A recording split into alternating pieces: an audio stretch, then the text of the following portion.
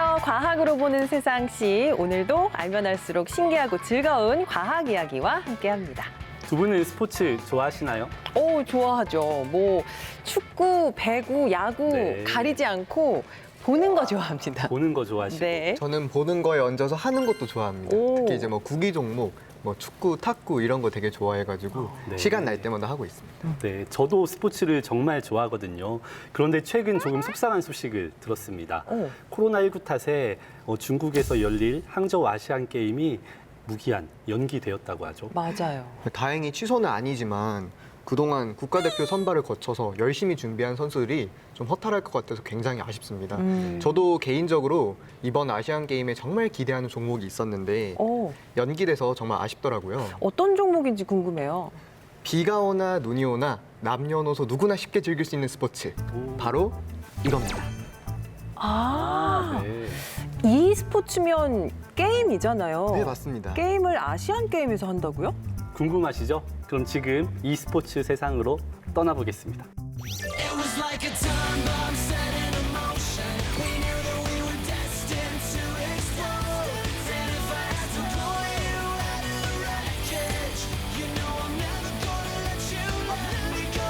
Like a time bomb, gonna lose it, let's defuse it. Baby, we're like a time bomb, but I need it, won't have it any other way. e스포츠에 대한 궁금증 시원하게 해결해 주실 두 분의 전문가 모셨습니다. 각자 자기소개 부탁드릴게요. 네. 저는 게임처럼 화끈하고 또 익사이팅한 대전 e스포츠협회 기획이사 김종수입니다. 반갑습니다. 와.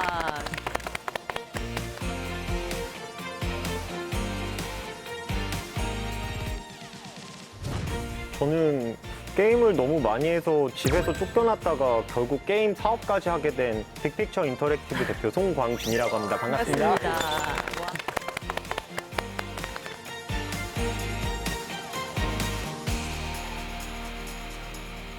와. 게임을 얼마나 좋아하셨길래 집에서 쫓겨나신 거예요? 그러게요. 생각 그렇게 많이 안 했는데 네. 쫓아내시더라고요. 예. 그리고 이따 한번 찬찬히 설명 한번 드려보겠습니다. 알겠습니다.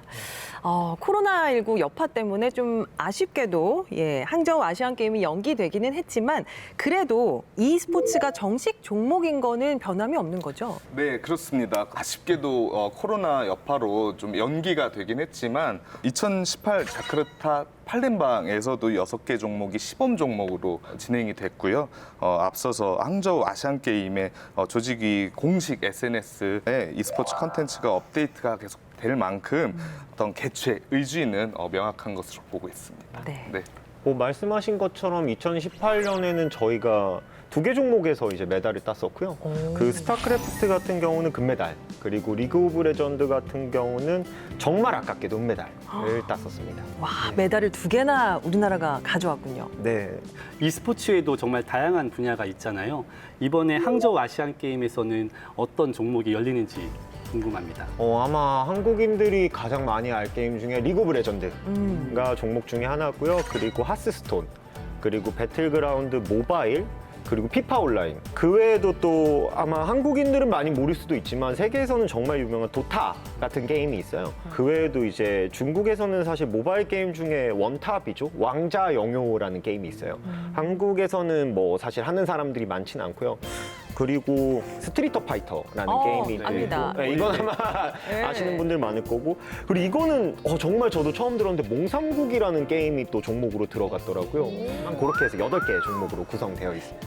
대회 나갈 선수가 필요하잖아요. 그럼 다른 스포츠처럼 국가대표 선발전이라는 게 있는 건가요? 아니면은 그 게임의 가장 최고수들, 그러니까 랭킹 기준으로 선발을 하게 되나요? 네, 지난 3월 말부터 종목별로 지도자를 선임해서 대회를 한참 준비하고 있습니다. 종목별로 감독을 선임하고요. 또 철저한 실력 위주로 공정하게 선수 선발을 진행하고 있습니다. 다른 종목과 비슷하게 공정하게 국가대표 선발전을 네, 또 치러서 물론입니다. 네. 그렇게 진행을 하는군요. 그런데요, 저는 여전히 왜 게임이 스포츠인가, 또 나아가서 아시안 게임 종목이 될 수 있었는가, 이 부분이 좀 궁금한데 게임을 스포츠라고 하는 이유가 있을까요? 왜 그럴까요? 일단 스포츠라는 거에 대한 정의를 보면 몸과 그리고 머리를 써서 공정한 어떤 규칙 내에서 서로 승부하는 행위를 뜻하거든요. 정확하게 게임은 들어맞죠. 그러니까 몸을 쓰죠. 그리고 머리를 당연히 써야 되는 거고 거기에 어떤 공정한 룰 안에서 서로 경쟁하는 거기 때문에 정확하게 스포츠라고 볼 수 있습니다. 아, 네, 듣고 보니까 맞네요. 그러네요. 네. 그런데 이 스포츠의 정확한 범위가 어디까지인지 또 한번 생각을 해보게 되는데 뭐 모바일에서 하는 PC 게임, 또 스크린 골프, 또 스크린 야구 이런 다양한 것들이 있잖아요. 이런 것들도 e스포츠라고 할 수 있을까요? 네, e스포츠는 일렉트로닉 스포츠를 줄인 말입니다. 그래서 e스포츠인데요. 뭐 e스포츠의 영역은 뭐 모바일이나 말씀하신 기타 영상 장비들을 이용해서 뭐 지적 혹은 신체적 이용을 하는 여러 가지 게임들을 모두 통틀어서 e스포츠로 분류를 하고 있습니다. 네. 그러면 우리가 하고 있는 게임 대부분을 e스포츠라고 볼 수 있는 네. 거예요. 게임 산업 진흥의 어떤 법률에 따르면 게임물을 매개로 해서 사람과 사람 간의 어떤 기록 혹은 승부를 겨루는 그런 경기들을 그것과 더불어서 부대의 여러 가지 활동들을 통틀어서 e스포츠라고 부릅니다. 네. 예를 들면 갤러그, 네. 뭐 테트리스, 슈퍼마리오 네. 이런 모든 것들도 모두 이제 포함이 e스포츠에 됩니다. 네. 포함이 되겠네요. 네. 그러면 저도 e스포츠를 하는 사람이었어요. 근데 이제는요, 우리의 일상의 문화가 된 e스포츠에 대해서 게임 과연 어떻게 발전해서 오늘까지 이르게 됐는지 좀 알아보고 싶은데요. 저희가 90년대 왜 인터넷 문화가 처음에 발전을 하고 또 PC방이라는 게 생겼잖아요. 네. 혹시 PC방 언제 가셨었나요? 중학교 부모님 1학년 몰래. 때 이제야 고백합니다 어머님. 제가 중학교 1학년 때 몰래 갔었습니다. 네. 부모님들이 네. PC방 가는 거 별로 안 좋아하셨어요. 그때 PC방 문화가 처음 생기면서 우리나라 e스포츠 문화가 많이 생겼던 것 같아요. e스포츠 처음에 이제 스타크래프트라든가 뭐 다 아시겠지만 그런 종목들이 PC방을 토대로 우리 아이들 그리고 청소년들을 토대로 다양한 대회들이 이제 열리기 시작하면서 이것들을 방송하고 또 대회가 유치가 되고 그러면서 어떤 선수가 정말 스타 선수, 뭐 이묘한이라든가 여러 선수들이 있죠. 네. 선수들이 정말 그 인기를 누리면서 e스포츠의 역사가 지난 한 20년 동안 이렇게 이루어져 온 것 같습니다. 20년 정도의 역사를 가지고 있군요. 네. 맞아요. 생각해보면 90년대에 게임이 좀 무럭무럭 자라면서 지금까지 오게 된 것 같아요. 아무래도 이제 인터넷 문화, 그러니까 정말 어떤 그 과학 기술이라고 볼 수 있는 빠른 초고속 인터넷망이 열리면서 이 인터넷 문화가 이렇게 형성될 수 있지 않았을까 이런 생각도 듭니다. 그리고 게임하러 PC방을 많이 갔던 게 집에서 게임하면 그 속도가 안 나오더라고요. 맞아요. 네. 그래서 게임 한다 하는 친구들은 다 PC방으로 몰려갔어요. 그러다 보니까 친구들끼리 가서 대전을 하거나 뭐 이런 문화들이 자연스럽게 한국에 이렇게 정착된 게 아닐까 네. 그런 생각이 듭니다. 컴퓨터가 보급되면서 남북전쟁 기억 안 나시죠? 남북전쟁 혹시 네, 네. 기억나시나요? 네, 네. 그런 게임부터 시작을 했고 네. 혼자 하던 PC에서 인터넷이 발전하면서 다 같이 하게 되었고 그쵸. PC방이 나오게 되었고 어떻게 보면 과학의 발전과 함께 간 문화가 아닌가 한번 생각이 맞습니다. 드네요. 그리고 또 동시에 콘텐츠에 대한 발전도 있었어요. PC방들이 이렇게 나오다가 이제 투땡버스라는 채널에서 야, 이 대회를 한번 해설을 해보는 거 어때? 그러니까 이게 그냥 사실은 우리가 오락실 가서 철권 같은 거를 그냥 하고 있으면 그냥 구경만 했잖아요. 근데 그쵸. 이거를 해설해보자라고 했는데 그게 진짜 대박이 나버렸어요. 너무 정말 재밌었던 거고 그래서 이제 스타크래프트라는 게임을 시작으로 그런 대회들이 만들어지기 시작했고 그렇게 이제 99년도에 시작해서 이제는 뭐 말씀만 드리면 말만한 리그 오브 레전드라든가 뭐 오버워치라든가 옛날에 이제 스타크래프트라는 게 주기가 꽤 길게 이제 강점을 했다라고 표현을 해야 될까요? 길게 가지고 있었다면 이제는 되게 빠른 주기로 또 게임들이 나오고 있고 이거는 또 기술들과 이런 어떤 소프트웨어라든가 그래픽이라든가 이런 것들이 너무 잘 발전해주고 있다 보니까 정말 많은 게임들이 또 쏟아지고 있는 것 같아요. 그렇죠. 제 생각엔 여기 계신 분 중에 게임을 한 번도 안 해본 사람은 없으신 것 같은데요. 네. 여러분들의 최애 게임은 뭔가요? 처음으로 해본 게임인데 이제 메탈 슬러그라고 메탈 슬러그. 이제 오락실 게임 중에 이렇게 총을 들고 가면서 적을 제거해서 이제 보스를 잡는 그런 되게 전형적인 오락실 게임이 있거든요. 보스 잡으셨나요? 못 잡았습니다. 네. 저는 이렇게 뭔가 이렇게 잘 하지 못해서 좀 단순한 게임을 했던 것 같아요. 단순한. 테트리스만한 게임이 없는 것 같아요. 저는 어렸을 때 아버지께서 사주셨던 비디오 게임이 팩을 이렇게 꼽아서 하는 네네. 그런 게임이 처음에 했던 게임 같았거든요. 그 친구들하고 이제 같이 집에 놀러 와서 하거나 그랬던 게 처음이었던 것 같아서 저는 그런 게임들이 가장 의미가 있었던 것 같습니다. 저는 삼국지 게임 엔딩을 몇 번을 본지 모르겠어요. 진짜 아니, 삼국지 뭐 게임 해보셨지 않았을까 싶은데 삼국지 게임은 진짜 교육적으로 효과가 좋은 게 삼국지 엔딩 몇 번 보면 역사를 깹니다. 그냥 장수가 왜 어떻게 유비 진영에 들어갔고 어떻게 또 죽임을 당했고 뭐 이런 것들 다 깰 수 있어서 삼국지는 진짜 너무 재밌게 했었던 것 같아요. 근데 지금 말씀하신 거 보니까 약간 삼국지의 제갈량을 좀 닮은 것 제갈량, 같아요. 정말 닮았네요. 지략가스러운 제갈량 어떻게 생겼는데요? 실제로 역사 그 공부하고 연계되던 그런 게임들이 정말 많았던 것 같아요. 그래서 학교에서 열심히 교과서 공부해서 내가 이 게임의 이 스토리가 어떻게 되지 연계됐던 그런 게임들도 정말 많았던 것 같아요. 그러니까 삼국지는 정말로 많은 어떤 지략과 배신과 인간관계 모든 것들이 잘 담겨 있는데 그쵸. 어차피 애한테 읽으라고 해도 안 읽어요. 그럼 삼국지 게임을 시키시면 됩니다. 정말 이게 게임, 이 스포츠의 어떤 힘인 것 같아요. 분위기가 갑자기 확 풀렸고 다들 말씀이 많아지셨습니다. 네. 지금 우리에게 게임이 어떤 의미일까? 이것도 궁금해지네요. 저는 사실은 게임도 좋지만 책이랑 영화도 좋아했었거든요. 근데 게임은 뭐랄까 저에게는 종합문화 예술의 끝판왕 같은 느낌이에요. 그러니까 무슨 말이냐면 우리가 책이나 영화를 보다가 몰입을 하게 되잖아요. 근데 게임은 정말로 내가 그 캐릭터를 조종하는 것까지 해서 뭐랄까 1인칭 시점의 끝판왕을 보여주는 그런 느낌입니다. 그래서 실제로 내가 이 안에 들어가서 정말 뭐 공주를 구할 수도 있고 어떤 세계를 구할 수도 있고 해서 몰입이 되고 요즘은 또 책이나 영화보다 더 스토리가 좋은 게임들도 정말 많아요. 맞아요. 저는 게임은 소통이었던 것 같아요.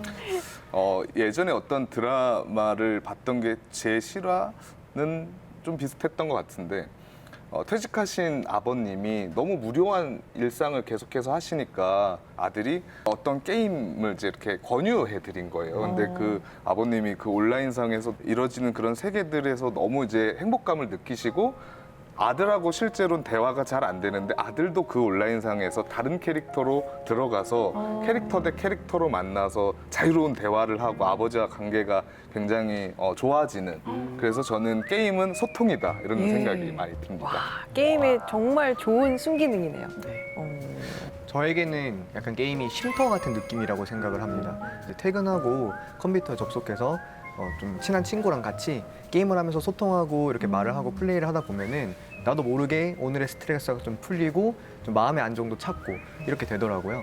그리고 저는 개인적으로 이제 캐릭터를 키우는 RPG 게임을 좋아하는데 그런 최근에는 이 로스트아크라는 게임이 KBS 교향악단이랑 콜라보도 해서 이 게임에 나오는 OST를 실제 오케스트라가 연주하고 소프라노가 노래도 부르는 영상이 유튜브로 중계되면서 실시간으로 10만 명이 넘는 시청자가 보기도 하고 이런 식으로 이제 저에게는 쉼터지만 누군가한테는 이런 문화예술을 즐길 수 있는 또 하나의 새로운 기회가 되지 않을까 싶습니다. 실제로 그 일본에서는요 특정 게임의 주제 곡에 대한 콘서트도 어마어마하게 큽니다. 우리가 알고 있는 BTS급으로 예. 정말 몇만 명씩 모여서 그 게임의 노래를 듣고 즐기는 그런 문화들도 굉장히 많아요. 그러니까 우리가 드라마에 나오는 음악 좋아하는 것처럼 내가 하는 게임에 이제 흘러나오는 BGM 뭐 네. 그런 음악들도 네. 많이도 좋아하시고 네. 그런 거군요. 네. 창현 씨랑 비슷한데 아, 네. 저는 스트레스를 받거나 참 바쁜 그 시간에 꼭 장기를 두거든요. 장기. 제가 장기를 두고 있으면 다들 저를 조심해요. 스트레스를 받았다라는 뜻으로 집에서도 학교에서도 회사에서도 제가 장기를 두고 있으면 혼자 있게 해야 되는 시간이구나라고 이렇게 알 수 있을 만큼 또 생각을 정리할 수 있는 도구이다 그런 의미인 것 같아요. 저에게 게임이란. 네. 그렇군요. 아나운서님은 게임은 어떤 의미신가요? 저는 뭐 스트레스 좀 받았을 때 푸는 용도로 많이 하기도 하고 근데 그런 분들은 많은 것 같고 그런 거 있잖아요. 시간이 애매하게 살짝 남았는데 그 시간을 좀 죽이는 그러니까 말하자면 킬링타임용으로 좀 그러면 핸드폰 게임을 많이 하시겠네요. 그렇죠. 네. 모바일 고스톱이 시간이 잘 갑니다. 게임을 하시면서 희열 같은 거 느껴보신 적 없으세요? 너무 많이 느끼죠. 그리고 좌절과 슬픔도 정말 많이 느낍니다. 이게 아무래도 좌절과 슬픔까지. 경쟁 상대를 만나서 플레이하는 게임들을 많이 하다 보니까 내가 잘해서 또는 협동을 잘해서 이기면 누구보다도 기쁘지만 네. 또 큰 벽을 느끼고 상대가 너무 잘하면은 또 좌절과 우울을 느끼면서 뭔가 희노애락을 다 담아서 희노애락이 플레이하는 다 것 같아요. 담겨있네요. 네. 게임의 진심인 것 같아요, 청현 씨는. 눈빛이 다른. 네. 네. 네, 저도 희열의 공감을 좀 느끼고 희노애락을 느낀다. 이런 부분에 저뿐만 아니라 많은 분들이 공감을 하실 건데 이렇게 경쟁에서 오는 기쁨 그리고 이겼을 때 희열이 큰다. 또 졌을 때는 또 슬프다. 이런 모든 것들을 우리가 느끼는데 언제부터 게임을 경쟁의 수단으로 우리가 즐겼을까요? 언제부터 즐겼을까요? 거의 뭐 인류 문명과 함께하지 않았을까요? 많이들 궁금하시죠? 네. 그래서 뒷이야기, 또 숨겨진 이야기를 전하는 배잉열의 잡학사전. 그래서 세계 최초의 게임 대회에 대해서 지금부터 알아보겠습니다. 네.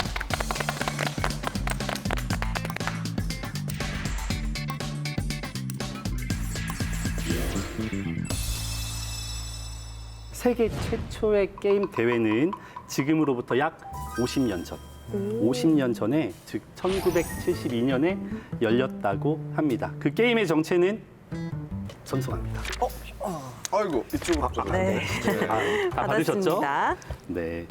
세계 최초의 디지털 게임 스페이스 워입니다. 1961년 여름 미국 MIT 학생이었던 스티브 러셀이 만든 게임인데요. 당시 학교에는 키보드와 모니터를 갖춘 최초의 컴퓨터가 PDP-1이 보급되었는데 러셀은 동료들과 PDP-1을 조작하면서 컴퓨터를 가지고 화면에 그래픽을 띄워 가지고 놀 수 있다라는 것을 보여주기 위해 게임을 제작했습니다. 게임 조작법도 아주 간단합니다. 2명의 플레이어가 있어서 함께 할 수 있는 대전형 슈팅 게임이었는데 2개의 로켓을 조종해서 총알을 상대방 우주선에 딱딱 맞히면 되는 겁니다. 10여 년이 흐른 1972년에 스탠퍼드 대학교에서 롤링스톤이라는 잡지 연간 구독권을 건 최초의 비디오 게임 대회가 열리게 됩니다. 네, 이렇게 점차 e스포츠에 관심이 늘어나던 1990년 게임계에는 대각변이 일어납니다. 어떤 대각변일까요? 어떤 과학의 기술이 발전하게 되는 거죠. 다시 말하면 세계적으로 인터넷망이 구축되기 시작합니다. 그러면서 온라인 게임 붐이 일어나기 시작하는데 딱 떠오르는 게임 있죠? 전략 시뮬레이션 게임. 아까도 우리가 얘기를 했지만 스타크래프트. 네. 네, 스타크래프트의 대성공으로 직업으로 프로게이머를 꿈꾸는 청소년들도 생겨나기 시작합니다. 저도 많이 좋아했었고요. 아마 다들 한 번쯤 경험을 하지 않았을까 생각을 해봅니다. 이후 게임을 즐기는 사람들과 또 만드는 사람이 함께 많아졌고 다양한 게임 종목의 대회도 개최되고 리그의 형태로 e스포츠를 중계할 만큼 게임이 완전히 자리를 잡게 되었습니다. 이렇게 게임은 단순히 경쟁하는 수단이 아닌 즐거움을 공유하는 하나의 축제이자 또 문화로 거듭났는데요. 하지만 뭐든 적당한 게 좋겠죠. 그래서 과유불급이라는 말 꼭 우리가 기억을 했으면 좋겠습니다. 네. 제가 간호학과 교수로 있는데 장시간 게임을 하게 되면 시력 저하 그리고 관절 통증, 그렇죠. 피로감 정말 많이 늘어나고 우리 자율신경계의 불안정도 많이 초래가 되면서 여러 건강상의 또 신체적 또 심리적인 여러 가지 다양한 부작용이 초래할 수도 있다라는 사실을 모두 기억했으면 좋겠습니다. 건강을 해치지 않을 정도, 그래서 스스로 통제할 수 있을 정도만, 그래서 슬기로운 게임 생활을 하는 것이 좋다는 교훈을 끝으로 배잉열의 잡학사전 마치겠습니다. 네. 게임은 즐기되 과하지 않게 하는 게 좋다라는 교훈을 네, 네, 맞습니다. 주셨습니다. 빌 게이츠가 그랬다고 해요. 21세기의 가장 경쟁력 있는 산업은 게임이다. 이렇게 말을 했을 만큼 e스포츠는 산업적으로도 정말 유망한 분야입니다. 그에 비해서 게임을 바라보는 시선이 조금은 곱지 않은 게 사실이거든요. 두 분이 좀 시작을 하셨을 때는 조금 더 하지 않았을까 싶은데 그런 분위기에서 e스포츠에 어떻게 주목을 하게 되셨는지 궁금해요. 이거는 시간 문제라고 생각했습니다. 그러니까 게임이라는 것이 걱정된다라는 거는 뭐랄까 아직 그 기성세대들이 이 게임에서의 긍정적인 측면을 경험을 해보지 못했기 때문에 일어난 일이라고 생각했고요. 이런 거예요. 그러니까 프로게이머도 있잖아요. 예를 들자면 손흥민 선수가 이제 인터넷에 찾아보니까 연봉이 165억 정도 된다고 하더라고요. 근데 요즘 페이커 같은 프로게이머들이 중국에서 제안받은 연봉이 300억이라고 해요. 그러니까 이렇게 게임으로도 돈을 벌고 있는데 프로게이머는 그럼 다 게임 중독자인가? 이런 건 너무 웃기잖아요. 우리가 스포츠 중독 들어보셨어요? 공부 중독 들어보셨어요? 그러니까 이게 어떻게 보면 직업이 되었는데 그래서 저는 이제 중독이라는 단어는 이제 조금씩 이제 사라질 거라고 생각하고 그리고 그런 고민을 좀 해봤어요. 지금도 축구나 농구나 이런 게 없어진 게 아니잖아요. 근데 왜 학생들은 축구나 농구 대신 게임을 많이 하고 있을까? 쉬는 시간에. 교수님 어떻게 생각하세요? 또 운동에 대한 환경적인 물리적인 제한이 있을 때가 많이 있잖아요. 날씨의 영향을 받을 때도 있고 뭐 여러 가지 영향이 있겠지만 게임은 언제 어디서나 지속성 있게 할 수 있고 또 혼자서도 할 수 있고 또 물리적으로 떨어져 있을 때도 서로 할 수 있고 그렇다 보니까 조금 더 효율적이지 않나? 접근하기에 그런 생각이 듭니다. 제 생각은 좀 이래요. 그러니까 철학적으로 봤을 때 인간은 그 즐거움을 추구하는 존재예요. 그러니까 우리가 농구를 예를 들어보자고요. 농구는 어떤 특정 사이즈의 공을 특정 어떤 사이즈의 바구니에 넣는 겁니다. 근데 게임은요. 막 분신술을 쓰고요. 막 날아다니고요. 막 뭐 레이저를 쏘고요. 그러니까 일단 재미라는 차원에서 도저히 전통 스포츠들이 따라잡을 수 없는 수준으로 성장할 수밖에 없어요. 거기에 이제 뭐 VR이다, 뭐 AR이다 네. 이런 것들이 이제 점차 장착되면 뭐 레디 플레이어 원 같은 영화들 보면 정말 와 앞으로 기술이 더 발전하면 얼마나 더 게임들은 재밌어질까라는 생각을 할 수밖에 없잖아요. 그래서 어찌 보면 재미를 추구하는 인간의 어떤 본성적인 측면에서 점점 더 이 게임 쪽 그리고 e스포츠 쪽으로 사람들은 여가의 시간을 더 쏟지 않을까라는 생각을 해요. 그래서 저도 이러한 어떤 시장성에 좀 많이 초점을 맞췄고 그래서 e스포츠 쪽에 좀 주목을 많이 하게 되었습니다. 뭔가 성견지명 같은 게 있으셨던 것 같아요. 가능성을 처음에 발견하고 거침없이 뛰어들었다는 게 참 대단한 것 같습니다. 특히 송광준 대표님의 도전 과정을 알면 더 감동하실 것 같은데 틈새 강연 대표님 부탁드리겠습니다. 네. 2015년에 이제 대학생 때였어요.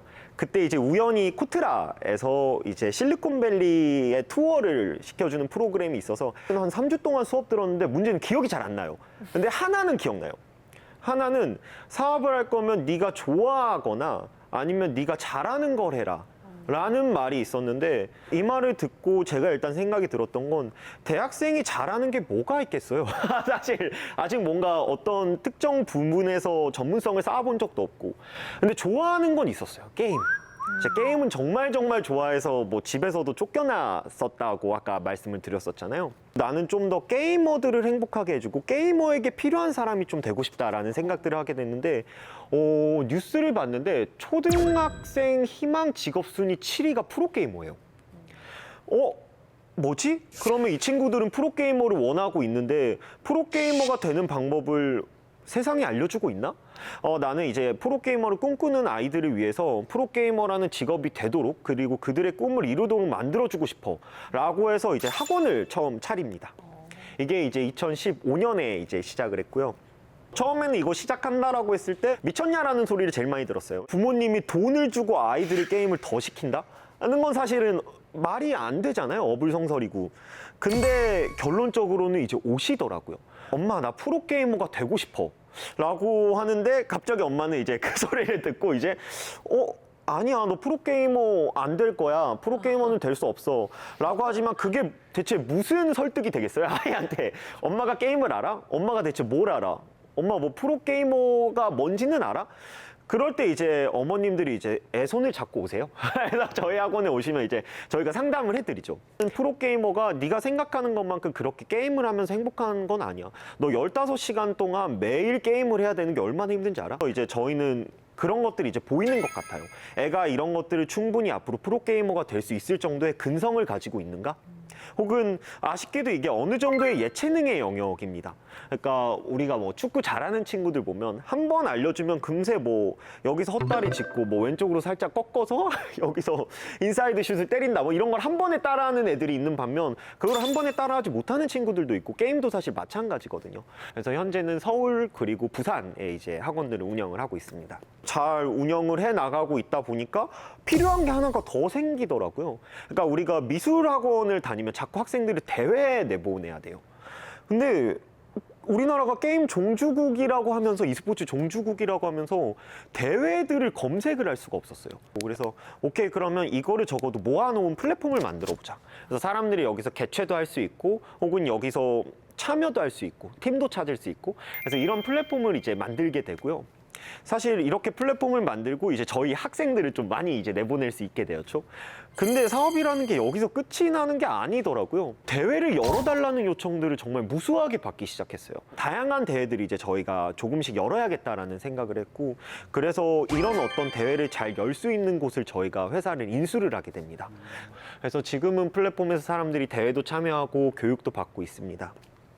그리고 이와 더불어서 좀 더 사람들을 뭔가 게이머들에게 더 필요한 서비스가 될 수 없을까? e스포츠는 스포츠와 다르게 즉각적으로 데이터 분석이 가능합니다. 예를 들자면 뭐 총싸움 게임이라고 했을 때 명중률이 몇 %인지 혹은 이것이 머리에 맞았는지 혹은 팔에 맞았는지 혹은 뭐 수류탄을 던졌는데 명중률이 어떻게 되는지 그래서 이런 어떤 데이터들을 수집하는 데이터 업체를 하나를 인수해서 저희가 데이터 정보 제공 동의를 한 사람들에 한해서 저희가 이제 추천을 해드리고 있어요. 승급에서 자꾸 떨어지는 친구들에게는 저희가 직접 교육 서비스를 추천을 해줍니다. 저희가 당신을 위해서 이런 맞춤 코치가 있습니다. 라고 해서 찾아다니지 않으셔도 저희가 맞춤형으로 추천을 또 해드리기도 하고요. 혹은 장현 학생 정도의 실력이면 이런 대회 나가서 우승하실 수 있겠는데요. 혹은 여기서 한번 코치를 하셔서 약간 아르바이트 형태로 돈도 버실 수 있겠는데요. 라는 어떤 형태까지 이제 플랫폼을 만들어 나가고 있고요. 그리고 그 외에도 이제 사람들이 게임을 플레이하는 것뿐만 아니라 요즘 유튜브라든가 이런 것들 정말 많이 보잖아요. 근데 이제 게임을 좋아했지만 게임을 할 수 있는 시간이 많지 않은 사람들도 많아요. 그래서 그런 사람들을 위해서 이제 콘텐츠라든가 이런 것들도 조금씩 만들어서 이제 유튜브에서는 이제 GCL이라는 명으로 스토리들도 이제 담아서 보내주고 있고요. 게임 스토리를 보다 보면 와, 웬만한 영화, 책과 정말 비견될 정도로 요즘 게임 스토리들도 정말 훌륭하구나. 그래서 그렇게 사람들이 콘텐츠도 즐기게끔 해주고 있습니다. 처음에 야, 너 이 사업 되겠어? 라는 소리를 들었다가 이제는 한 100명이 약간 넘는 구성원들과 함께 이 게이머들을 행복하게 해주자라는 꿈을 잘 이뤄 나가고 있습니다. 아무래도 게임을 하다 보면 어느 정도 선에서 그만 스탑을 해야 되는데 그렇지 못하는 또 어린 학생일수록 나이가 어릴수록 그 제어 능력이 약간 부족해서 그러한 부분의 중독성을 어떻게 극복할 수 있는지 혹시 노하우도 교육을 하시는지 궁금합니다. 사실은 그 게임 학원이라는 게 단순히 게임만 가르치는 건 아니에요. 그러니까 프로게이머가 되기 위한 여러 자질들이 필요한데 예를 들면 자세. 그러니까 우리가 오랜 스포츠 생활을 하기 위해서는 처음부터 잘 다듬어진 자세들이 필요하고 근데 이런 것들 대부분 이제 거북목 거북목에 이렇게 손목 계속 쓰고 그럼 손목에 네. 터널 증후군 오고요. 네. 근데 이런 것들 잡아주는 것부터 시작을 해서 사실은 요즘은 워낙 글로벌 대회도 많다 보니까 이제 영어 수업이라든가 그래서 사실 요즘 스포츠 선수라든가 이런 사람들 다 어느 정도 영어는 해야지 이제 어디 인터뷰라도 하게 되잖아요. 그래서 이런 것들이 어찌 보면 다 합쳐져서 일어나는 거고요. 그리고 중독은 사실 제가 정의를 좀 해보자면 뭐랄까 본인의 할 일을 제대로 하지 않은 상태에서 게임만 하는 거는 문제가 있어요. 이런 거는 잡아줘야 되는 거고요. 중독이라든가 다른 어떤 자질적인 측면도 같이 잡아주는 게 저의 역할인 것 같습니다. 네. 최근 몇 년 사이에 이 게임 산업에 대한 위상이 상당히 많은 변화가 있었거든요. 두 분께서 보실 때에는 게임 산업을 바라보는 시선에 변화가 생겼다라는 것을 체감하시나요?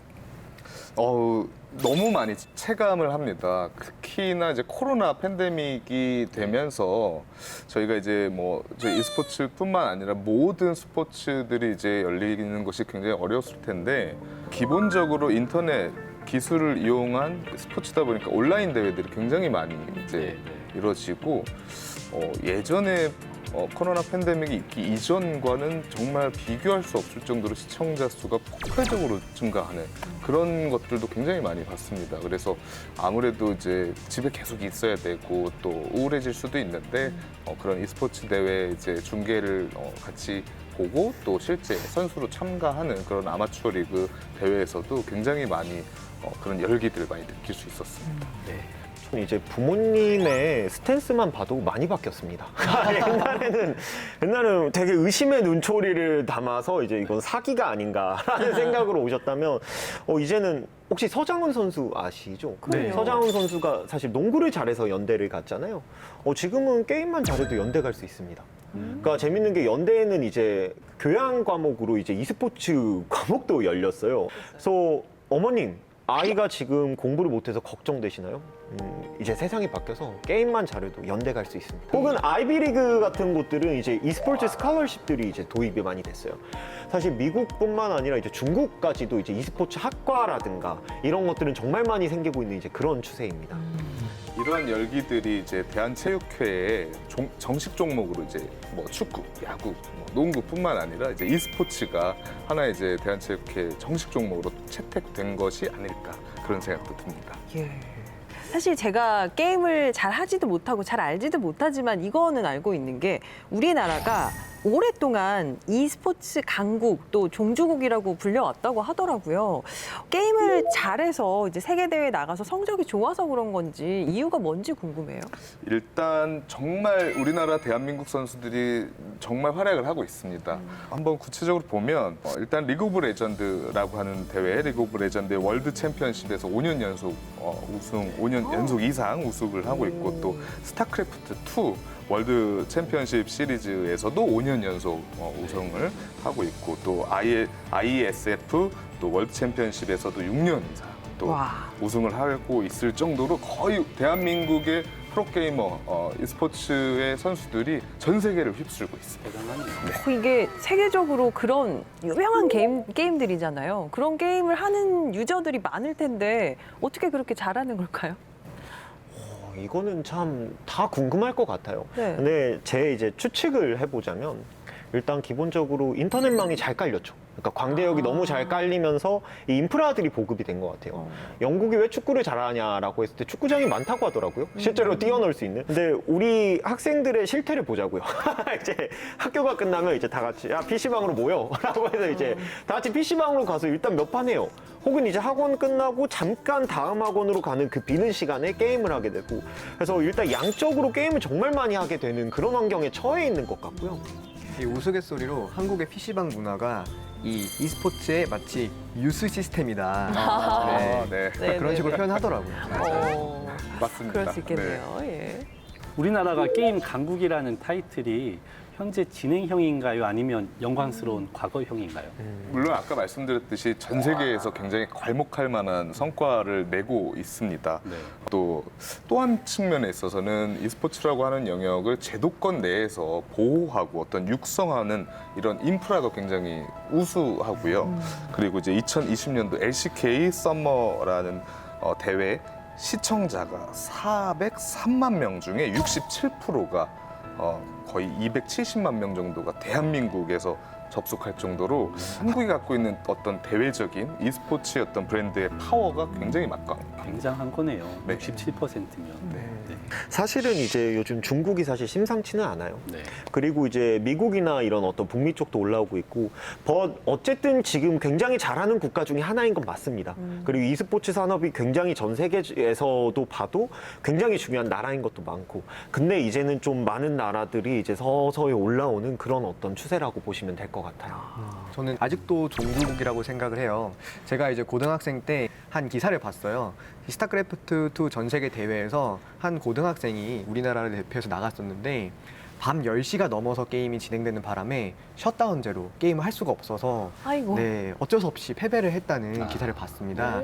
근데 지금은 오히려 우리나라에서 이런 제도적 차원이나 규제가 완화되면서 게임을 밀어주고 있잖아요. 그리고 그뿐만 아니라 게임 속에서 우리가 일상생활에서 공유하는 문화들이 게임과 정말 밀접하게 연관되어 있는데요. 그래서 빠질 수 없죠. 일상 속 작은 궁금증을 해결하는 박창현의 호기심 돋보기. 오늘은 게임과 관련된 신조어를 알아보도록 하겠습니다.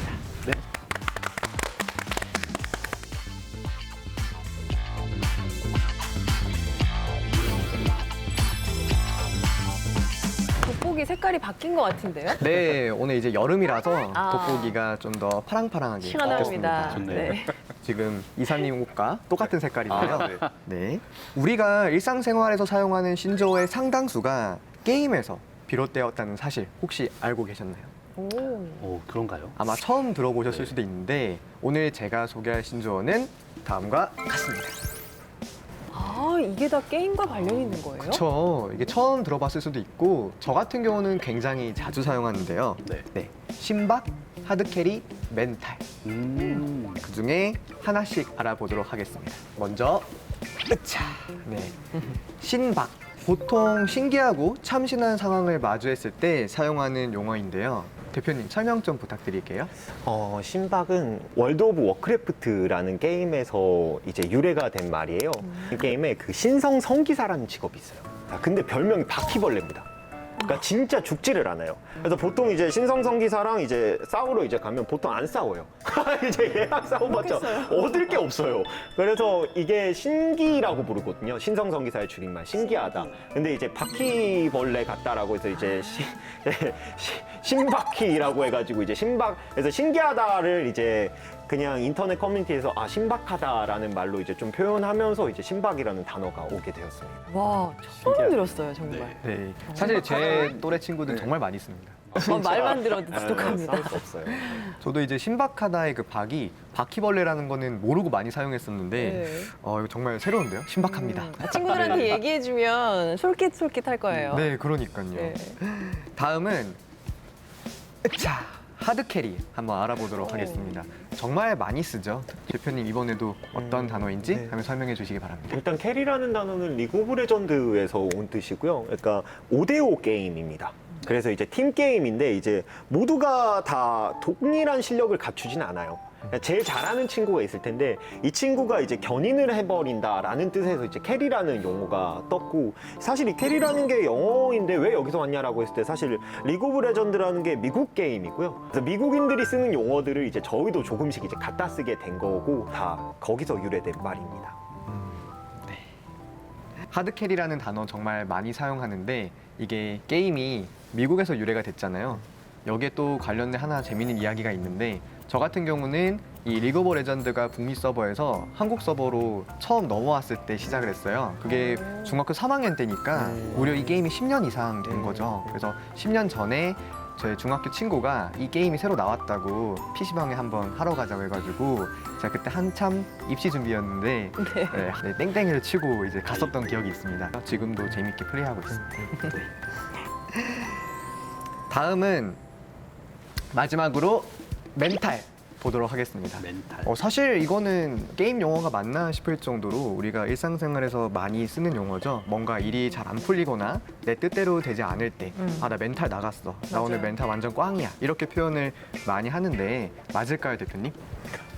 네, 멘탈 나갔다, 그리고 멘탈 붕괴되었다라는 말은 뭐 멘붕이라고 줄여서 쓰죠. 뭐 멘붕이라는 단어는 정말 많이 쓰고 게임에서도 많이 쓰는 단어입니다. 아무래도 이제 어린 친구들이 게임상에서 이제 쓰는 단어들이 서로 이렇게 쓰다 보면 부모님들 입장에서는 저게 대체 무슨 단어야 이러면서 못 알아들어요. 네, 못 알아듣잖아요. 그리고 이제 왠지 알아야 우리 아이와 좀 소통을 할 수 있을 것 같고 그러면서 이렇게 어떤 일반적으로 많이 쓰이지 않나 이런 생각이 많이 드네요. 네. 공부를 좀 해야겠네요. 뭔가 맞습니다. 창현 씨랑도 소통이 잘 되려면 공부를 좀 하겠습니다. 네. 네. 단단한 멘탈을 챙기셔야 될 겁니다. 수많은 용어들이 있기 때문에. 지금 멘붕되는 소리가 들리고 있습니다. 네. 네. 그래서 오늘은 이렇게 게임에서 유래한 신조어 알아봤는데요. e스포츠 전성시대라는 게 더 잘 느껴지는 시간이었습니다. 사회 트렌드를 반영한 신조어도 좋지만 우리말을 이쁘고 아름답게 가꾸어 나는 것 또한 중요할 것 같습니다. 이상으로 알쏭달쏭 호기심 돋보기 마치도록 하겠습니다. 우리가 정말 많이 사용하는 단어였는데 게임에서 나왔다는 거 정말 재밌는 시간이었어요. 네, 재밌습니다. 예. 저희 C가 명색이 과학 프로그램이지 않습니까? 그래서 지금부터는 e스포츠와 과학의 관계를 좀 짚어보도록 하겠습니다. 사실 우리가 e스포츠를 일상에서 이렇게 누구나 즐길 수 있게 된 것 바로 과학과 기술의 힘이거든요. 예, 그리고 지금 게임 산업이 하루가 다르게 이렇게 빠르게 발전하는 이유도 또 새로운 기술 때문이라고 할 수 있겠습니다. 아무래도 이제 기술 발전이 계속되면서 이제 어떤 그 하드웨어가 계속해서 업데이트되고 그런과 동시에 어떤 그래픽이 또 향상되면서 인터넷에서 어떤 그 제한 없는 게임 플레이들이 계속해서 세상을 좀 계속 넓게 만들고 있는 것 아닌가 이런 생각이 들고 기술 발전에 따라서 아무래도 이제 더 다양한 것들이 나오지 않나 이런 생각이 들고 있습니다. 구체적으로 어떤 기술이 어떻게 활용되고 있는지 궁금해요. 과학적으로 봤을 때 그 게임을 만드는 엔진들이 있어요. 그 중에서 이제 언리얼 엔진 5라는 게 나왔는데 정말 이제 이것이 진짜 사람인가? 혹은 정말 이게 게임 아바타인가를 구별이 정말로 어려운 시점이 와버렸어요. 그러니까 앨런 머스크가 말한 것 중에 99.9%의 확률로 이 세계는 가상일 것이다 라고 말했던 것처럼 그러니까 우리가 정말로 어떤 게임 안에 있을 수도 있고 이런 어떤 생각을 할 수밖에 없을 정도로 이제는 그 그래픽들이 게임인지 아닌지 지금 만져봤어요. 그래픽은 아닌 걸로. 그렇죠. 근데 누가 조종하고 있을 수도 있어요. 네. 어쨌든 이런 식으로 이제 게임들이 그래픽이 너무 좋아지다 보니까 더 이상 현실과의 경계들이 되게 많이 무너지고 있는 어떤 네. 그런 상황들이 오고 있는 것 같아요. 그래서 이 말 즉슨 더욱더 몰입감을 주고 있다라는 그쵸, 것이고요. 그쵸. VR이라든가 이런 것들 뭐 요즘 메타 그러니까 페이스북이 네네. 정말 열심히 고민하고 있고 열심히 만들어 나가고 있잖아요. 얼마나 멋진 세상이에요. 80대 노인도 이 VR을 쓰면 그 안에서 이제 20대의 청년이 돼서 나라를 구할 수도 있고요. 그리고 내가 이빨이 아파서 먹지 못했던 음식들도 먹어볼 수 있고요. 그리고 뭔가 새로운 사랑을 해볼 수도 있고요. 이런 어떤 현실들은 정말 정말 멋지잖아요. 이런 것들을 이제 앞으로 일어나갈 수 있는 이제 기술들이 조금씩 발전하고 있죠. 혹은 요즘 이제 블록체인, NFT 이런 네. 말들은 뭐 조금씩 다 들어보셨지 않았나 싶어요. 그러니까 리니지 같은 게임의 예를 들어봤을 때 검 하나를 얻는데 억 단위의 돈이 들어요. 현실 돈이요. 억 단위의 돈이 드는데 옛날에는 그런 어떤 검을 얻으면 정말 너무 행복하고 대단하잖아요. 그리고 내가 만약에 이 게임을 접게 되었을 때 이거를 굉장히 그 뒤에 어떤 암흑 거래소 같은 곳들을 통해 가지고 다른 사람에게 팔거나 그랬어요. 근데 이제는 NFT라는 것들이 들어오면서 이 게임 아이템에 이제 고유한 권한들을 주게 되고 심지어 이거를 게임사가 이제 합법적으로 팔 수 있도록 이제 만들어주고 있거든요. 그런 어떤 상황들이 이제 조금씩 벌어지고 있고요. 네, 게임과 이 과학, 기술, 첨단 기술의 만남 어디까지 이어질지 정말 기대가 되는데요. 이렇게 게임이 점점 진화해서 우리 곁으로 다가올수록 산업 규모도 비례해서 성장할 것 같거든요. 현재 e스포츠의 산업 규모는 어느 정도일까요? e스포츠의 이제 시청자들을 좀 한번 알아보면 2022년 기준 5억 1,100만 명 정도로 추산을 하고 있습니다. 또 글로벌 시장 조사 업체인 뉴즈에서 발표한 결과를 보면요. 2020년 e스포츠 산업 규모는 1조 1,185억 원에 이르고 있고 2024년까지 연평균 11.1%를 성장을 할 것으로 보고 있습니다. 잠재력도 무궁무진하네요. 빌 게이츠님께서 그런 말씀을 괜히 하시지 않으시지 않았을까? 대전에 e스포츠 경기장이 있잖아요. 네. e스포츠 경기장이라고 하면 무척 낯선 느낌인데 어떤 모양일까도 궁금하고 어떤 곳인지 소개 좀 해주세요. 중부권에서 최초로 대전 e스포츠 경기장인 대전 드림 아레나, 대전 드림 아레나가 생겼습니다. 위치는 우리 대전의 랜드마크죠. 한비탑을 바라보고 한비탑 바로 왼쪽에 네. 위치해 있습니다. 그 이제 전체 이제 규모는 주경기장이 한 500석 규모 정도가 되고요. 이 원형 경기장 형식으로 이루어져서 어느 좌석에 앉든 굉장히 경기를 넓은 스크린으로 자세하게 재밌게 볼 수 있는 그런 경기장입니다. 이 경기장에서는 이제 뭐 e스포츠 대회뿐만이 아니라 어떤 이제 e스포츠 아카데미 그리고 또 뭐 어떤 공연 이벤트 등 정말 그 누구나 찾아와서 다양하게 어떤 즐길 수 있는 복합 문화 공간으로 지금 형성되고 있습니다. 혹시 실제로 지금 경기가 진행이 되나요? 네, 계속 경기가 진행되고 있고요. 매일 대회 일정과 관련 이벤트들이 공지되고 홍보가 되고 있으니까요. 네. 많은 참여 부탁드립니다. 예. 출연자분들이 항상 끝이 되면 이 얘기할 걸 하고 아쉬워하시거든요. 마지막으로 남기고 싶은 말씀 하실 시간 드릴게요.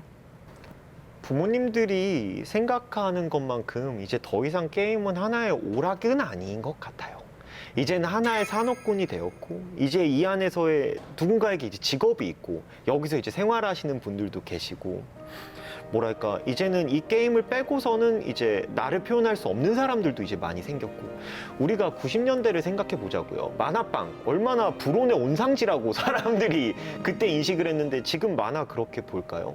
그렇게 보지 않아요. 웹툰이라는 사업이나 만화라는 사업은 우리나라를 이끌어가는 컬처 문화 중에 굉장히 중요한 산업 중에 하나가 되었고 저는 게임도 이제 점점 그렇게 돼가고 있다라고 보여요.